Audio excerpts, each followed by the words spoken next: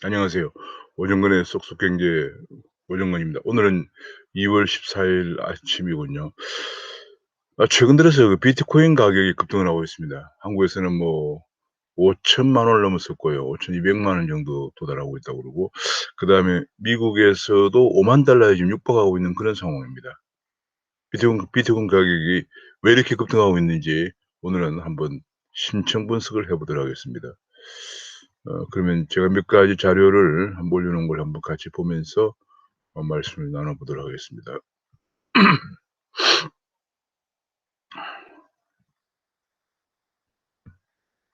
일단 그 비트코인 가격의 암호화폐의 가격 급등과 배경을 한번 보도록 해서 급등 배경과 전망 뭐 이런 거 되겠습니다. 최근에 그 비트코인 가격이 한때 1월 9일에 4만 달러까지 갔다가 1월 20일에 3만 달러까지 떨어졌다가 다시 4만 7천 달러대까지 올라갔습니다. 그러니까 이제 한국에서는 5천만 원이 넘어선 거죠. 비트코인 1 비트코인당 5천만 원이 넘어선 겁니다. 근데 이렇게 된 최근에 인제 이렇게 4만 달러까지 가던 것은 그동안에 인제 급등 장세에 따른 어 경기감에 따른 매도라고 보여집니다. 예. 그동안에 급등했던 큰 원인은 이제 미국의 양적 완화가 가장 큰 역할을 했고요. 미국의 양적 완화 역시 그 암호화폐가 이렇게 중요하게 된 데는 돈이 많이 풀리기 때문에 이번에 테슬라의 일론 머스크가 이런 얘기를 했습니다.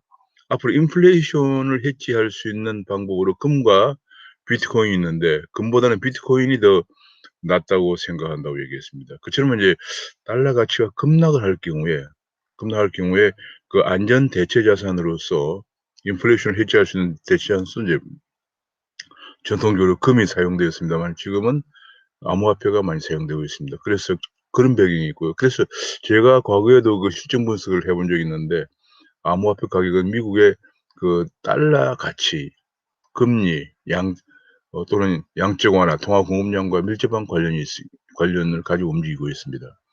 그다음에 인제 그거 외에도 추가적으로 디파이 열풍이라고 그래서 분산 금융의 열풍이 자 암호화폐를 거래하는 여러 분산 금융이 열풍이 불면서 가격이 많이 올랐었는데 4만 달러까지 올라가면서 너무 많이 올랐다는 그런 경계감. 요게 인제 요 상황은 이 많이 올라가는 것은 급등하는 것은 흔히들 말하는 금융시장의 뭐 주식시장이나 외환시장도 마찬가지인데 금융시장 급등기에는 언제나 과매수하는 경향이 있습니다. 그걸 인제 돈보시의 용어를 빌면 오버슈팅이라고 그러죠. 금융시장은 언제나 오버슈팅하는 올라갈 때는 너무 과매수하고요. 내려갈 때는 과매도하는 그런 과조정 현상이 있습니다. 왜냐하면 금융시장에서는 많은 사람들이 그 허딩 비헤이비어라고 그래서 군집 행동이죠. 사람들이 '아 저거 사면은 저게 다 좋은가 보다.' 하고 많이 쏠려가는 그런 군집 현상이 있기 때문에 이런 현상이 발생한다고 합니다. 그래서 인제 이런 미국의 양적 완화나 디파이 열풍 때문에 가격이 가다가 이런 심리적 현상은 4만 달러 선에 도달하니까 '아 이거 너무 올랐다.' 하는 것 때문에 시장에서 반락하는 모습을 보였습니다. 매도가 증가하면서. 그래서 인제 1월 21일 날 한 열흘 뒤에는 3만 달러까지 떨어지지만 다시 반등해서 지금 인제 5만 달러 선을 바라보고 있는 그런 상황입니다. 그 가장 큰 이유가 최근에 요 구간 기간에 엄청난 일들이 많이 발생했습니다. 이렇게 되자 제일 먼저 테슬라의 앨런 머스크가 비트코인 거래를 발표했습니다. 앞으로 테슬라의 전기 자동차는 비트코인으로 거래하겠다. 그런 발표를 했고요. 그다음에 또 마스터카드와 트위터도 앞으로 동참을 선언했습니다. 마스터카드 세계적인 그 카드 회사와 그다음에 트위터도 앞으로 비트코인으로 거래하는 데 동참하겠다 선언을 했고 그다음에 굴지의 헤지 펀드 회사들도 비트코인 펀드를 만들어서 투자하겠다. 비트코인 펀드에 투자하겠다 이런 계획을 발표했고요. 뉴욕 멜론은행이라는 큰 대형 은행도 비트코인 거래를 계획하고 있다 이렇게 발표를 했습니다. 이것 때문에 굉장히 큰 반향을 불러일으켰고요. 그다음에 인제 트위터에서는 비트코인 트러스트 펀드를 만들어서 트위터가 가지고 있는 비트코인을 출자해서 비트코인 신탁 회사죠. 신탁 펀드를 만들어서 아프리카나 인도의 비트코인 개발에 투자하겠다 이런 얘기를 했고요. 또 가장 아주 중요한 뉴스가 캐나다 금융당국이 비트코인 ETF 상장 지수 펀드를 승인했다고 합니다. 아마 인제 이에 이어서 이렇게 되면 미국 금융당국도 곧 승인하지 않을까 하는 그런 전망. 이미 미국에서도 인제 비트코인 ETF가 신청을 해 놓고 있는 상태고요. 금융당국의 인가만 기다리고 있는 상태입니다. 이렇게 되면은 인제 상장 지수 펀드까지 나오면은 개별적으로 다 인제 비트코인에 일일이 그 투자하기 힘들었던 투자자들도 ETF 지수에 투자하기 때문에 좀 더 안정적으로 투자를 하는 자금들이 많이 몰릴 것으로 예상이 됩니다. 그다음에 페이팔은 이미 벌써 인제 비트코인으로 거래를 하고 있는 회사인데요. 비트코인이랑 페이팔이 인제 아마존에 이어서 글로벌 유통업체인데 이미 그 비트코인을 거래하고 있는데 이번에 CBDC 중앙은행 발행 디지털 통화의 디스트리뷰트가 되고자 한다는 그런 희망을 발표했습니다. 전 세계 CBDC를 분배하는 그런 역할을 하겠다. 그런 발표를 했습니다. 그다음에 또 중국이 최근에 1월 6월 7일 춘절을 앞두고 6월 7 일과 이 8일 양일간에 중국의 위안화가 개발해 오던 CBDC 디지털 위안화를 5만 명에게 200 위안씩 한 34,000 원에 해당되는 돈인데요. 약 총 1,000만 위안을 17억 원에 상당하는 총 1,000만 위안을 어 배포했습니다. 그래서 5만 명에 배포해서 춘절 때 사용하도록 그 인제 5만 명의 전자지갑에다가 각각 200 위안씩을 에어드랍 송금을 한 거죠. 그렇게 해서 사용하도록 했습니다. 그래서 인제 점점 중국은 디지털 위안화의 상용화에 상용화를 앞두고 내년 동계올림픽에 1년 남은 내년 동계올림픽의 상용화를 앞두고 이렇게 사용에 박차를 가하고 있습니다. 그런 것들이 이제 이번에 급등하게 됐습니다. 사실은 이제 쭉 보면은 그 급등 배경입니다. 이게 요 짧은 기간 동안에 지난 거의 한 20일 사이에 엄청난 일들이 많이 발표되었기 때문에 이렇게 올라갈 수밖에 없는 그런 상황입니다.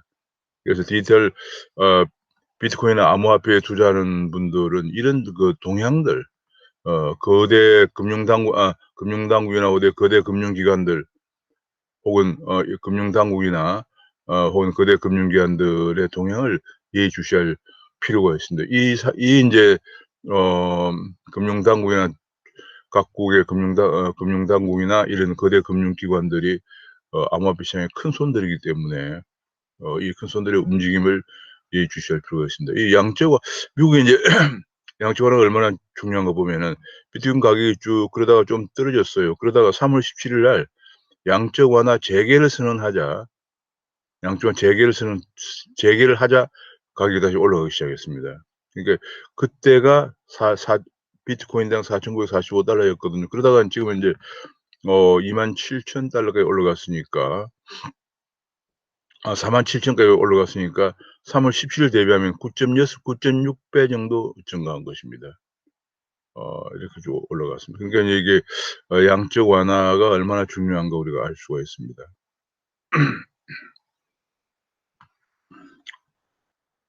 자 그러면 현재 암호화폐 시장은 어떻게 돌아가고 있는지 한번 보겠습니다. 암호화폐 시장 현재 전 세계적으로 암호화폐가 제가 어제 적해 보니까 8,436개 암호화폐가 거래가 되고 있고요. 그것이 거래소가 약 33,744개 거래소에서 거래가 되고 있습니다. 시총은 총 1조 4,500억 달러 정도 됩니다. 그리고 비트코인이 약 60%를 차지하고 있습니다. 거래액의 60%면 약 비트코인의 시총이 약 8,400억 달러 정도 됩니다. 비트코인이 압도적으로 인제 많습니다. 그 외에 인제 총 어 코인마켓 캡에 올라와 있는 암호화폐가 8,436 개라는 게 어마어마합니다. 한국에도 한 200-300개 정도 개발이 되어서 여기 아마 올라와서 거래되는 것만 해도 한 몇십 개 정도 되는 것으로 알고 있습니다. 그 암호화폐는 계속 처음에 인제 2009년 1월 달에 비트코인이 나온 이후에 이렇게 인제 각 종 용도별로 이렇게 많이 개발됐습니다. 일단 지급 결제 쪽에서 라이트코인이 비트코인보다 좀 더 이제 성능을 개량해서 라이트코인이라는 게 나왔고요. 그다음에 인제 이 스마트 계약의 이더리움이라고 이게 굉장히 주목을 받고 있습니다. 지금 현재 그러니까 제가 요걸 쭉 한 것은 아까 8,000 몇 개 8,000 한 300 개, 400 개쯤 되는 것 중에 중요한 것만 이렇게 제가 소개를 드리는 겁니다. 요즘 이게 굉장히 중요해졌고요. 스마트 계약이 활성화되면서 왜냐하면 디파이라고 하는 금융 거래가 열풍이 불면서 금융 거래 계약을 하는 거죠. 그래서 이 노림이 굉장히 중요해졌습니다. 좀 이따 한번 보겠습니다. 그다음에 국제 송금에는 이 리플이 가장 최적화되어 있다. 국제 송금, 국제 거래 네트워크에 가장 최적화되어 있는 것이 리플이다 해서 리플 가격이 많이 올랐고 리플을 본따 가지고 스텔라라는 것도 만들어졌습니다. 그다음에 이제 각종 그 4차 산업혁명의 IoT로 연결되는 거 IoT라는 게 인제 만물 인터넷이죠. 인터넷 오브 띵스라고 그래 가지고 인터넷 오브 띵스 IoT를 연결하는 그런 거 IOT라고 하는 게 개발됐고 그다음에 익명성이 또 이런 게 개발됐고요. 그다음에 인제 '가격이 너무 등락을 보인다.' 하는 문제점이 대두가 되면서 스테이블 코인이라는 가격 안정 기능 가격이 안정돼 인제 근데 USDT 요거 DT US 저 DT 원 USDT US 달러에 연동돼 있는 거고 요것도 USDC도 US 달러에 연동돼 있는 거고 J코인은 재팬 이엔에 연동돼 있는 거 있습니다. 그다음에 양자 컴퓨터가 나오면서 기존의 블록체인 시스템에 문제가 될 수도 있다는 것이 대두가 되면서 양자 컴퓨터에 대응하는 비트코인 인제 암호화폐도 나오기 시작하고 최근에 디파이 열풍이 불면서 각종 디파이 관련 코인들도 나오고 있는 그런 상황입니다.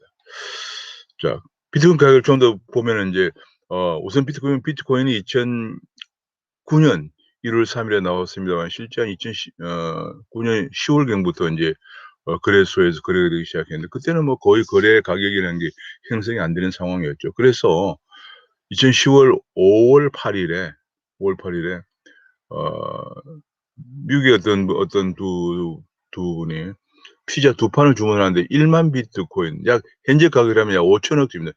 피자 두 판에 5천억 원을 주문을 했습니다. 그 22일 날 배달이 됐는데 그걸 우리가 피자데이라고 그래서 비트코인 피자데이라고 그래서 축하를 하고 있습니다. 왜냐하면 이게 최초의 실물 거래거든요. 최초의 실물 거래. 이건 이제 최초의 실물 거래 이게 굉장히 중요한 의미를 갖는 거죠. 최초 실물 거래. 그래서 이제 이게 보통 이렇게 지금 생각하면 말이 안 되죠. 피자 두 판에 약 5천억 원 지금 가격을 하면은 5천 그때는 뭐 그때 가격을 하면 얼마 안 되지만 5천억 원이니까 이거 어마어마한 거죠. 1만 비트코인. 네 인제 샀는데 보통은 이제 이것이 뭐 좀 황당하다는 생각도 들 수 있겠지만은 보통 새로운 어떤 상품이 나오면은 그 상품을 알리기 위해서 이런 이벤트를 하는데 그것이 일종의 그 비트코인을 알리기 위한 이벤트라고도 볼 수가 있습니다. 그러다가 거의 가격이 인제 쭉 형성이 안 돼서 2013 년에 가격이 좀 올랐습니다. 2013 년에 왜냐하면 지중해에 있는 키프로스에 외환 위기가 나면서 키프로스의 법정 통화가 가치가 폭락을 하면서 사람들이 비트코인의 많은 부호들이 비트코인을 사기 시작해서 가격이 올라갔습니다. 결과적으로 그런 것처럼 금융 위기가 오거나 아니면은 동화 가치가 하락하면은 비트코인 가격이 올라가죠. 이번에도 인제 미국 양적 완화가 큰 계기가 되고 있다는 걸 배경이 되고 있다는 걸 알 수가 있습니다. 그러다가 2017 년에 본격적으로 오르기 시작했는데 2만 달러까지 올라갔어요. 올라갔는데 18,000 제일 많이 올라간 데가 18,640 달러군요. 올라갔는데 한국 돈으로 2천만 원 정도 올라갔었죠. 이때가 뭐냐면 ICO 열풍이 불었습니다. ICO라고. 비트코인을 암호화폐를 개발하고 하는 데 들어가는 비용을 조달하는 방식으로 IPO 주식시장의 IPO에 대응해서 ICO라고 합니다. 이니셜 코인 오프닝이라는 것이 인제 대두가 되면서 붐이 일면서 많이 올라갔다가 이것이 당시에 이게 너무 많이 올랐다는 그런 경계감 또 각국이 아직도 여러 나라들이 2017년 하더라도 암호화폐에 대해서 여러 가지 제도적인 기반이 갖춰지지 않는 상태라서 위험성도 많다. 이런 것이 알려지면서 이제 떨어지기 시작했다가 2018 년에 3,419 달러까지 떨어졌다가 그것이 쭉 다시 이제 반등하다가 아까 말씀드린 것처럼 3월 17일 날까 17일 날 여기까지 인제 떨어졌는데 다시 이것이 미국의 양적 완화 정책 재개에 힘입어서 폭등을 하며 양적 완화 재개와 디파이 열풍에 힘입어서 지금 올라가고 있는 그런 상황입니다. 그래서 지금 이 급등하고 있는 약 $50,000 이게 47,000달러까지 올라가고 $50,000 앞두고 있는 한국에서는 약 5천만 원이 넘어선 이 가격이 더 올라갈 것인가, 어떻게 될 것인가 하는 것이, 반락할 것인가 하는 것이 아마 굉장히 주목이 되고 있는 그런 상황입니다.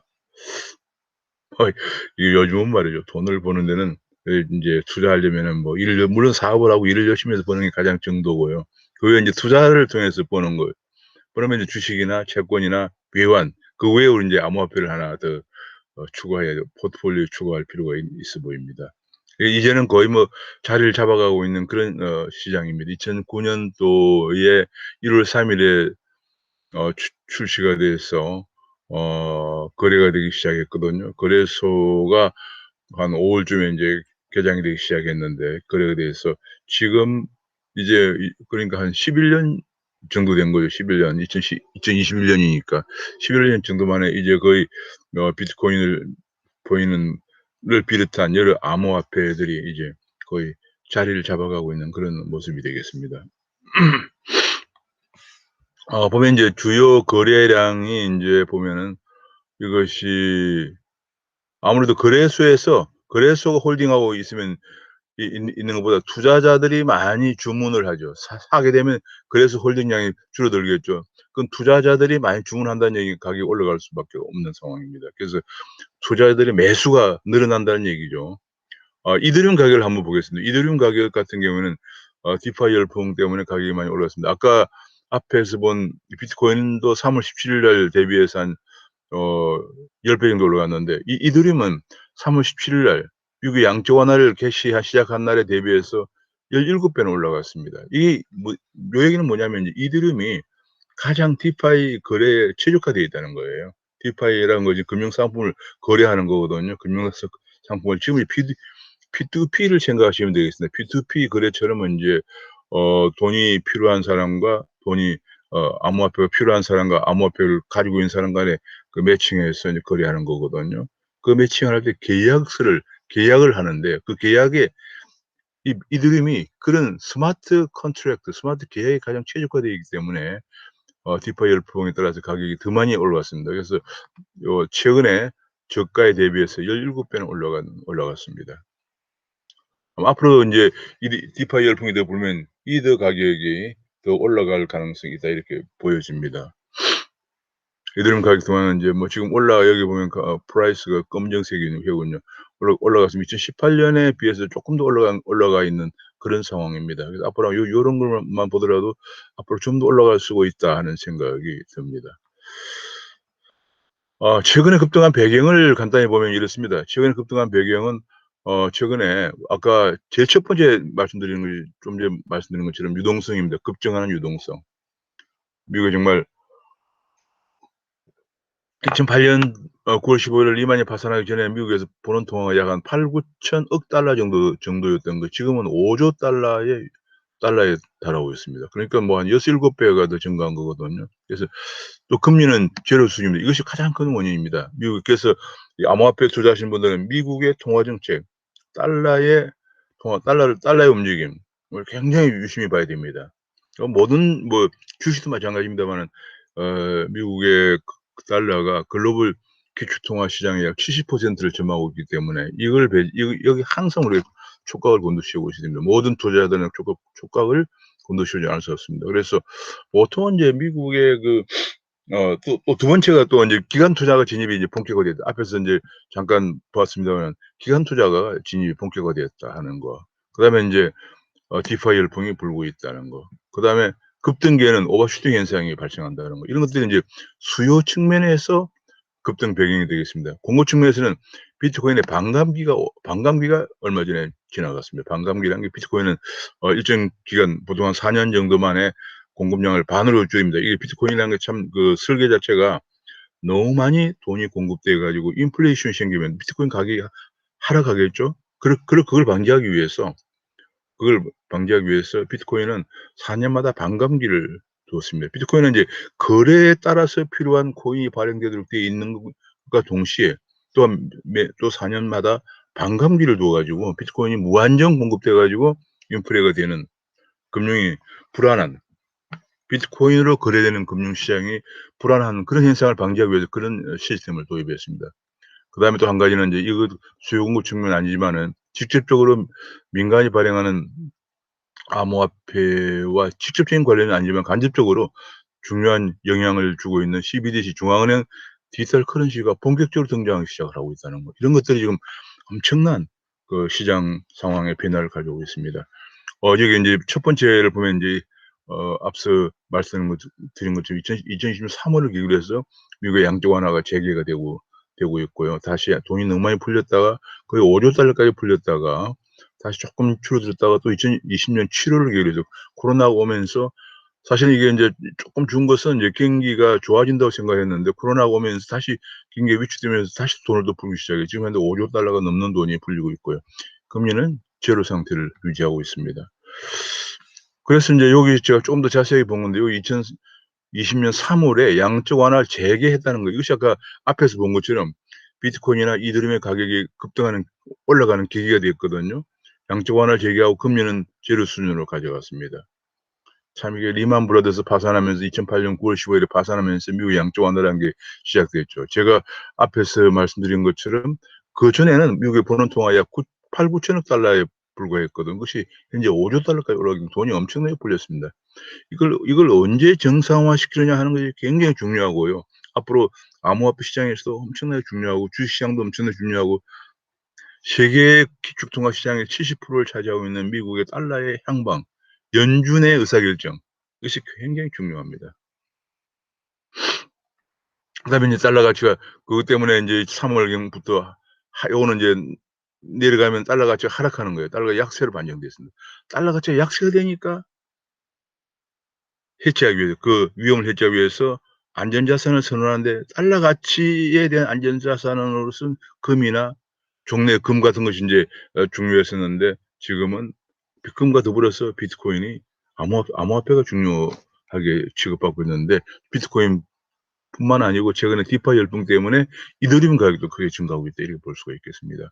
한국은행도 그 2020년 한 2월 경부터 3 월부터 이렇게 역시 통화량을 증가시키고 있습니다, 유동성. 이거 왜냐면 미국과 우리가 가치가 우리가 스몰 오픈 이코노미 소규모 개방 경제 국가이기 때문에 미국의 통화 정책과 같이 궤도를 같이 하지 않을 수가 없습니다. 왜냐하면 우리가 금리 차이가 너무 나면은 한국 금리가 너무 높으면 미국에 돈이 들어오고 또 금리 차이가 너무 작아지면 돈이 또 나가고 뭐 이런 문제가 많이 발생하기 때문에 환율에 그렇게 됩니다. 환율에 큰 영향을 주기 때문에 환율은 대한민국처럼 수출이 50%를 GDP에 차지하고 있는 그런 국가에서는 우리나라 경제에 엄청난 영향을 주기 때문에 통화 정책의 제약이 미국의 통화 정책에 따라서 우리 경제에 맞게끔 통화 정책을 해야 되는데 미국의 통화 정책을 우리가 고려하지 않을 수 없는 그런 참 안타까운 상황입니다.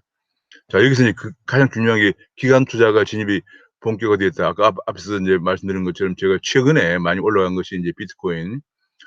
비트코인이 가격이 너무 올라간 것이 잘 안 보이는군요. 이게 올라간 것이 가격이 제가 인제 최근에 이제 짧은 기간 동안에 테슬라의 비트코인 거래 발표가 있었고 또 마스터카드도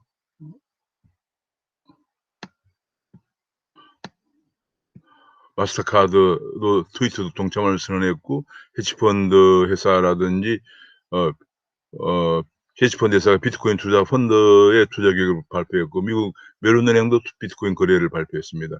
트위터도 비트코인 신탁 펀드를 만들어서 아프리카, 인도 비트코인 개발을 선언했고요.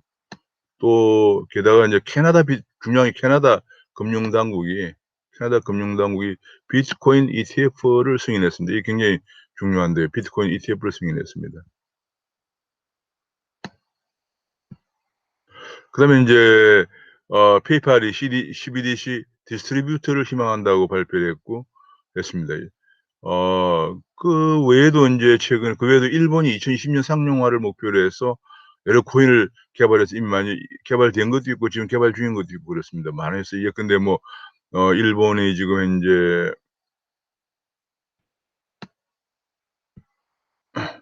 어 미쓰비시 뱅크에서 코인, MUFG 뱅크에서 코인을 발표했고 미즈호 뱅크에서 J코인, SBI 홀딩스 S코인 등등을 발표했습니다. 그다음에 페이스북에서 인제 그 유명한 페이스북 리브라라는 코인을 발행한다고 발표를 했다가 지금은 이제 지금 약간 좀 검토를 하고 있는 그런 상황입니다. 왜냐하면 리브라가 세계 20억 페이스북이 사용자가 세계 20억 정도 되거든요. 이 세계 20억 정도 되는 데서 코인을 발행했을 경우에 미국 달러에 미치는 영향이 어떻게 되느냐. 그래서 미국 금융 당국이 지금 상당히 검토를 하고 있고 이것 때문에 페이스북의 마크 저커버그가 미 의회 청문회에서 설명을 해야 되는 그런 일까지 생겼습니다. 그다음에 이제 뉴욕 벡트라고 하는 벡트 거래소에서 비트코인 선물 상품을 출시 계획을 발표를 했고요.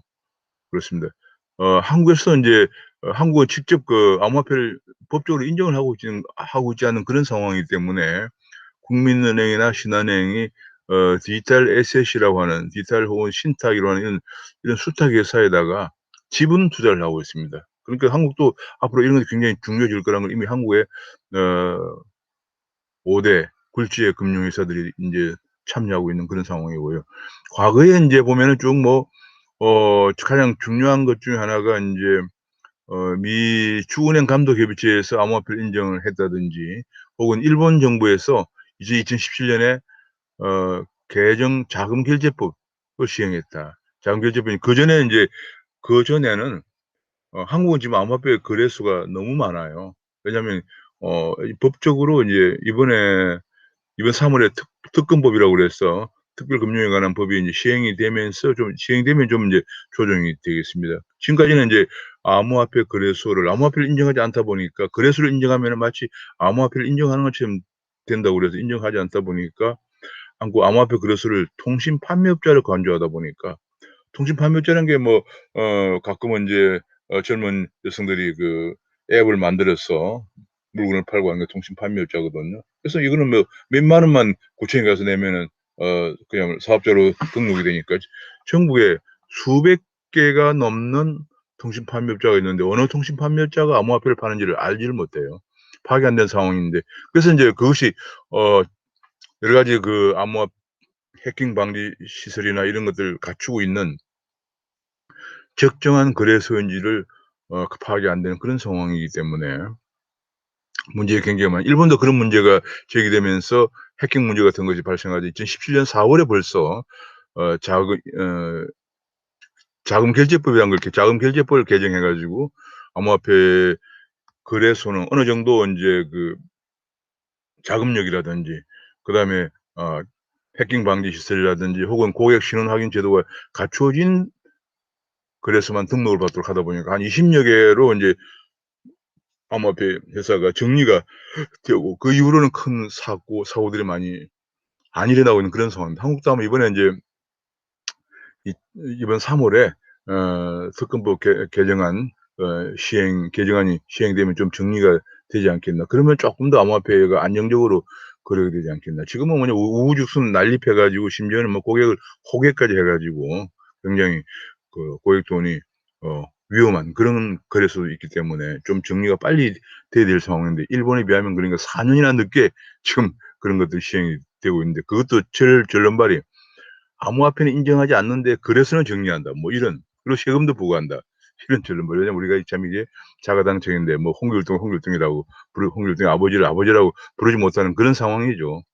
아니 암호화폐 거래소를 정비하고 세금을 부과하면 당연히 암호화폐 인정해야 되는데 암호화폐는 인정하지 않으면서 암호화폐 거래소는 정비하는 일본보다 4 년이나 늦게 정비하면서도 참 그런 절름발이 형태를 아직도 보이고 있는 우리 금융 당국 혹은 정부 여당들 어떻게 봐야 될지 정말 걱정입니다. 그다음에 인제 그 외에도 시카고 선물 거래소 같은 데 시카고 옵션 거래소에서 비트코인 선물을 출시하거나 이런 것들이 인제 되면서 2018 년에 사실상은 ICO 열풍과 더불어서 가격이 급등했던 거예요. 그러다가 인제 또 BIS에서 인제 그 후에 인제 중앙은행 발행 디지털 화폐 보고서가 발표되면서 각 중앙은행이 발표되고 또 중앙은행 CBDC가 필요하다는 것들 보고서가 나오면서 각 중앙은행이 연구를 연구가 확산이 되기 시작해요. 요런 과정을 거쳤는데 최근에 가장 중요한 것은 과거에는 이런 것들이 나왔지만은 주로 개인 투자자들의 움직임에 의해서 이렇게 올라갔습니다마는 이번에는 좀 그래서 이 올라갔다가 폭락을 했죠. 그 당시 기준으로 볼 때는. 그러나 지금은 좀 다른 것이 거의 기관 투자가들이나 대형 투자가들이 움직이고 있다는 거. 기관 투자가나 대형 투자가들이 인제 움직이면서 움직이고 있기 때문에 이것이 앞으로 폭락 가능성은 좀 적지 않을까. 특히 이제 디파이 열풍이 불고 있고 또 CBDC 등등 이런 것들이 지금 거의 모든 것들이 제도권에서 너무 많은 제도화가 착착 진행 중이다 하는 것이 굉장히 중요합니다. 그다음에 인제 앞서 말씀드린 디파이 열풍이 최근에 작년에 엄청나게 불면서 가격을 올렸습니다. 디파이라는 분산 금융이라고 번역이 되는데요. 암호화폐를 담보로 걸고 대출을 받거나 혹은 뭐 다른 담보를 제공하고 암호화폐를 대출을 받는 이런 거죠. 그러니까 암호화폐 거래예요. 그러니까 암호화폐를 거래하는 거죠. 그러니까 이게 좀 이것이 더 확산되면은 아마 지금의 금융 시스템에 엄청난 변화를 가져올 거예요. 이 암호화폐를 거래하는 건데 이게 인제 중앙에 무슨 은행 지금처럼 은행이나 중앙은행이 결제 시스템이 필요가 없이 바로 인제 암호화폐를 일정 금액 담보를 걸고 또 대출을 받기도 하고 또 암호화폐를 받기도 하는 이런 분산 거래가 굉장히 인제 많이 작년에 붐을 이루면서 그러니까 암호화폐가 종류가 많이 나오고 사용이 확산되니까 인제 이런 일이 인제 생기는 거죠. 그래서 하면서 작년에 열풍이 불었습니다. 2020 년은 과연 정말 디파이 열풍의 해라고 우리가 보통 얘기하고 있습니다. 디파이가 예를 들면 인제 작년 말에 예치된 이 디파이 상품에 예치된 자산이 134억 달러인데 6 월에 12억 달러에 비해서 하반기에 얼마나 증가했나. 10배 이상 증가했다는 걸 우리가 알 수가 있습니다. 그래서 이것이 디파이의 그 예치 금액이 이렇게 급등하고 하반기 들어서 급등을 했습니다. 하반기가 디파이 열풍이 불던 때입니다. 그래서 인제 앞서 보신 것처럼 디파이 열풍이 불면서 가격이 급등을 했죠. 그것은 종기 2017 년에 ICO 열풍과 비슷한 그런 양상을 보였습니다. 그리고 비트코인 반감기가 있다고 제가 말씀드렸습니다. 2009년 1월 달에 출시할 때는 인제 50 비트코인을 줬습니다. 처음으로 인제 그 비트코인을 마이닝하면은 비트코인을 마이닝한다고 그래요. 마이닝하면은 비트코인의 그 10분 단위로 거래액을 블록을 만들어서 체인을 만드는데요. 그걸 제일 먼저 한 사람에게 50 비트코인을 줬는데 2012 년에는 25 비트코인으로 줄어들고요. 2016 년에는 12.5 비트코인으로 줄어들고 이 작년 5월 달에 6.2 비트 25 비트코인으로 줄어들었습니다. 그러니까 이게 거의 4 년마다 반감기가 있는데 이 반감기. 그 반감기를 비트코인이 너무 많이 발행돼 가지고 시장에서 가치가 하락하는 걸 방지하기 위해서 인제 그런 건데 이미 그리고 또 한도가 있어요.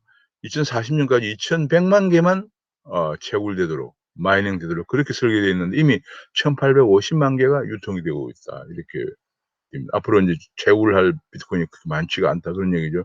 이렇게 하면서 비트코인 가격 가치를 안정적으로 유지하려고 하고 있는 그 반감기가 도래되면 이것도 또 비트코인 상승 유언이 되는 거죠. 상승 요인이 됩니다.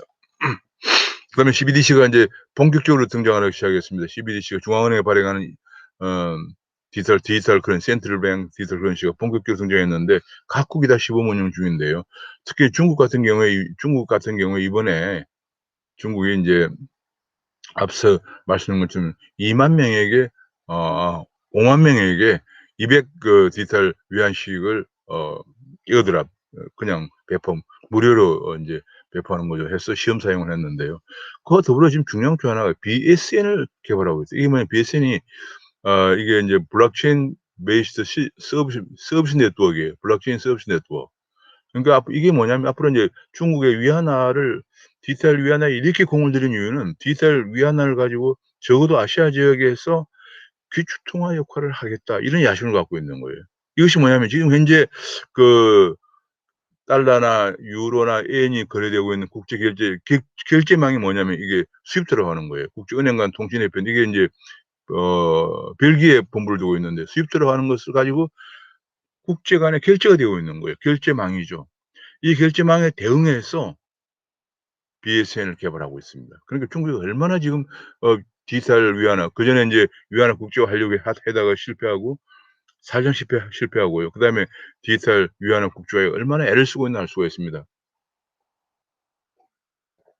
여기에 인제 들어가게 되면은 지금의 달러나 유로나 엔화처럼 국제 결제망에서 디지털 위안화가 거래되고 결제가 되는 거죠. 그다음에 인제 싱가포르도 그런 JP모건과 협력해서 블록체인 기반 국제 결제 네트워크 개발을 하고 있다고 발표를 했고, 일본도 암호화폐 국제 결제 네트워크를 개발 중이라고 했습니다. 그러니까 지금 현재 아시아 지역이 굉장히 중요한 건데, 아시아 지역이 지금 현재 첫 번째로는 자기 자기나 중국이나 일본은 자기 나라의 디지털 통화가 지역 기초 통화가 되기 위해서 굉장히 노력하고 있고요. 그다음에 중국이나 일본, 그다음에 싱가포르 등등 싱가포르는 디지털 싱가포르 달러가 기초 통화는 아니겠지만은 그 국제 결제, 지금 현재 이 스위프트, 지금 현재 기초 통화의 거래 시스템 빌기에 그 엄청난 돈을 벌고 있는 거죠. 이런 것처럼 디지털 통화의 국제 결제 네트워크를 만들어서 자기들이 표준화시키는 거죠.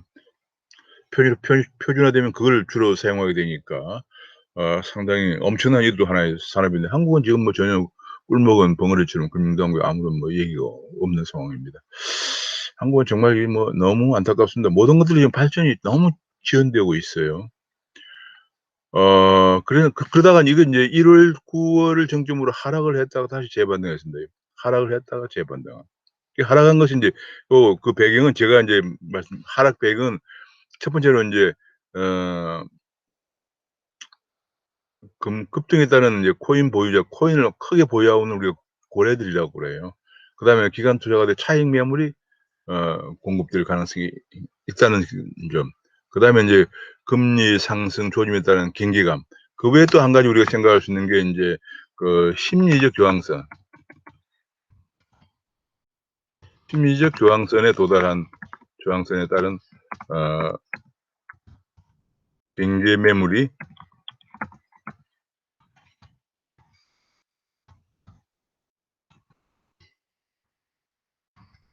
이런 것도 우리가 볼 수 있습니다. 이게 4만 달러까지 올라가자, 올라가자 이런 것이, 요것이 인제 하락하게 된 거예요. 4만 달러까지 올라가자 하락하게 된 거죠. 올라갔다가 다시 3만 달러까지 떨어지자 다시 또 올라가는 이런 그게 금융시장이기 때문에 심리적인 저항선, 이런 걸 우리가 경계 매물이 출하했다가 다시 3만 달러까지 돼야 다시 반등하는 그런 모습을 보였습니다. 역시 금융시장이기 때문에 항상 그런 허링 비헤이브를 우리가 항상 감안해야 됩니다. 인피아라는 것이 인제 이건 먼저 고래들이라고 하는, 고래들 기관 투자가인데, 그중에 하나가 뭐냐, 고래 중에 하나가 이겁니다. 인피아. 마이닝하는 사람들이 마이너들이 인제 일단 마이너가 돈을 가지고 있습니다. 그걸 마이너 포지션이라고 그랬어요. 마이너 포지션 인덱스라는 게 있는데, 마이너 포지션 인덱스 이것이 증가하면은, 많이 증가하면 인제 돈을 내놓겠죠. 팔겠죠. 마이닝만 할 수는 없으니까. 비용이 많이 들어가니까 팝니다. 예. 그럼 가격이 하락해요. 지금 현재 요건 쪼끔 전에 조사한 건데, 마이너가 포지션이 많이 증가해서 하락을 내놓을 것이다, 이렇게 전망이 된 상황이고요. 또 고래들 같은 경우에, 가상화폐를 많이 보유하는 거, 이제 이거 재밌는 데이터인데, 이 비트코인 같은 경우에 진위 계수가 0.66 이다. 이게 그러니까 진위 계수가 오히려 이더나 라이트코인에 비해서 더 많이 분배가 좀 더 고르게, 상대적으로 고르게 돼 있군요. 지금 현재 보면은 10 개의 가장 많이 갖고 있는 리치스트 어카운트가 3.84%를 점유하고 있다, 그런 얘기예요. 하나가 가장 많이 갖고 있는 하나의 어카운트가 0.62%를 점유하고 있다, 이렇게 나오고 있습니다. 근데 이런 것들이 인제 비트코인의 가격이, 요것이 인제 가격이 인제 어 이게 인제 거래소가 시장에 들어오고 있어요. 그래서 고래들이 들어오시면 가격이 올라가죠. 이게 인제 너무 올라가면 고래들이 팔고 나오겠죠. 이런 현상을 보여주고 있습니다. 그그 가 고래들이 거래소에 들어오면은 가격이 올라갑니다. 나가면은 또 가격이 떨어지겠죠, 나가면은. 그런 현상을 보여주고 있습니다. 뭐 여러 요인이 있기 때문에 정확하게 일치는 하지 않지만은 아무래도 나가면은 가격이 떨어진다, 뭐 또 올라가면은 고래들이 그래서 시장에 들어오면 가격이 올라가는데, 지금 많이 올라갔기 때문에 그래서 팔 수도 있죠. 아니면 또 지금도 더 올라간다 생각하면 더 고래들이 더 입지를 할 수도 있겠죠. 그래서 근데 지금 현재 가격이 올라가는데도 불구하고 거래소 수가 증가합니다. 이게 이제 1,000개 이상 가지고 있는 고래들의 숫자, 고래들의 계정 숫자를 보면은 고래들을 보면은 이게 증가하고 있습니다. 예, 그러니까 이게 뭐냐면 고래 수가 지금 비트코인 가격이 증가해도 고래들이 대형 비트코인 소유자들이죠. 소유자들이 볼 때에도 '앞으로 비트코인 가격이 더 올라가지 않을까.' 이렇게 생각하고 있다는 얘기가 되겠습니다. 게다가 지금 현재 또 한 가지 중요한 것이 아까 말씀드린 것처럼 이제 미국의 금리인데, 현재 미국의 보는 통화의 금리, 그리고 우리 미국은 연준 페더럴 펀드 레이트, 연준 기준금리인데, 연방 기준금리는 제로 수준이지만은 미국 경제가 회복될 전망이 보이고 인플레이션 초진, 물가가 올라갈 전망이 보이면서 국채 금리가 올라가고 있습니다. 네, 국채 금리가 이렇게 올라가고 있습니다. 이 10년물과 2년물 사이의 스프레드가 간격이 벌어지고 있습니다. 그래서 재반등이 된 여건은 이제 기관 투자가, 그러다가 이제 재반등이 된 여건이 기관 투자가 진입된 견고한 투자 환경이 조성되고 있고요. 그다음에 테슬라 등 대형 투자가가 진입하고 있다는 것이 재반등의 주요 원인이 되십니다. 문제는 앞으로의 전망인데요. 앞으로는 제가 보기에는 뭐 순전히 제 개인적인 견해이고 라서 이것만 가지고 인제 뭐 투자를 결정하시기보다는 본인이 책임하에 이제 결정하셔야 되는데, 제가 보기에는 '수요 기반이 탄탄하다 지금은 굉장히. 과거와 같은 급락은 없을 것이다.' 하는 생각입니다. 그 이유는 이제 기관 투자 진입이 본격화되고 있고요. 본격화되고 있고 고래들의 비트코인 보유가 재개가 되고 있고 디파이 열풍이 금년에도 계속될 거다. 그러면서 해 나갈 것으로 보여집니다. 그다음에 양적 완화 지속 기간 중 추가 상승 가능성도 있다. 양적 완화가 언제까지 될 거냐 이게 문제인데, 양적 완화 지속 기간 중에 추가 상승 가능성도 조심스럽게 점쳐봅니다. 지금 50,000 달러면 굉장히 높은 수준이지만 양적 완화가 언제까지 갈 것인가? 그거는 이제 순전히 코로나가 언제 진정될 것이냐, 미국 경제가 언제 반등할 것이냐와 관련이 있습니다. 미국의 연방 준비제도의 의장은 2020 한 3-4 년까지는 제로 금리를 유지할 것이다라고 얘기했지만은 양적 완화는 조금 더 빨리 어 축소하거나 축소하거나 중단할 가능성도 있지 않을까 하는 것이 여러 전문가들이 얘기하고 있습니다. 그걸 항상 주의 깊게 봐야 되는데, 일단 양적 완화 지속 기간 중에는 다소 추가 상승하는데 할 가능성이 있다고 조심스럽게 생각을 해 보는데요. 그러나 앞에서 40,000 달러까지 올라갔다가 30,000 달러 떨어졌다가 또 올라갔잖아요. 그것처럼 심리적 저항선은 언제나 유념해야 된다. 거기는 일시적 반락 가능성이 있다. 올라갔다가 또 떨어진다. 근데 인제 아까 40,000 달러에 도달한 후에 30,000 달러로 떨어진 것처럼 고런 걸 언제나 염두에 둔다. 그럼 지금 47,000 달러니까 50,000 달러에 가면 또 반락할 가능성도 있어요. 반락했다가 다시 또 올라가겠죠. 그거는 심리적 저항선에 따른 그 투자자들의 경계감이고, 근본적으로는 양적 완화가 언제까지 지속되느냐. 근본적으로는 하반기 이후에 미국의 금리 동향에 유의를 해야 된다. 달러 가치, 언제나 앞에서 본 것처럼 달러 가치에 굉장히 중요한 영향을 받고 있다는 거. 전반적으로 보면 인제 전체적으로 수요 기반이 탄탄하다. 옛날처럼 개별 개인 투자자 중심이 아니고 기관 투자가들이라든지 이런 어 속속 진입하면서 어 수요 기반이 탄탄하고요. 또 디파이 열풍이 또 금년 중에도 불 거고, 어 그러면서 양적 완화가 중요한 것은 양적 완화가 언제까지 지속될 것이냐가 굉장히 중요한데, 양적 완화가 계속되는 기간 중에는 다소 너무 올라가면은 심리적 저항선에 도달하면 반락할 가능성도 있겠지만 조심스럽게 조금 더 올라갈 가능성이 있지 않겠냐, 그런 생각을 해 보면서 투자하시는 분들은 미국의 통화 정책에 언제나 촉각을 곤두세우고 있어야 한다는 거 를 말씀드립니다. 이게 정말 금융시장이라고 하는 것은 뭐 언제나 투자자들이 굉장히 모든 변수를 유념해서 봐야 됩니다. 돈을 번다는 건 쉬운 일이 아닙니다. 그렇지만 이제 비트코인이나 암호화폐 시장은 거스를 수 없는 금융시장의 새로운 대세로 자리 잡아가고 있는 것 같습니다. 한 10년 전만 하더라도 뭐 제가 어떤 방송에 나갔더니 뭐 "그게 뭐 되는 것이냐. 거품이냐. 아니면 헛상이냐." 뭐 여러 가지 뭐 얘기들이 많았습니다. 이제는 뭐 "거스를 수 없는 대세다." 이런 걸 인정을 하면서, 특히 그 여러 변수들, 기관 투자가들의 속속 진입하고 있는 기관 투자가들의 동향이라든지 이런 것도 봐야 되겠지만, 가장 중요한 변수는 역시 미국의 통화 정책.